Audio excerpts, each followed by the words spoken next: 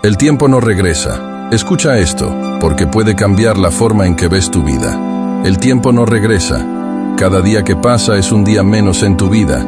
Y mientras tú te preocupas por cosas que no importan, el reloj sigue corriendo. ¿Cuántas veces te has perdido en preocupaciones inútiles? En discusiones que no llevan a nada. En estrés, por cosas que mañana ni siquiera recordarás. Lo que duele es que el tiempo no se detiene. Cada minuto que dejas pasar se va para siempre. Y lo más triste es que muchas veces no nos damos cuenta hasta que ya es demasiado tarde. Te pregunto, ¿cuánto más vas a dejar que se te escape? Este momento, aquí y ahora, es lo único que tienes. Aprovecha el presente. Deja de darle vueltas a lo que no puedes cambiar.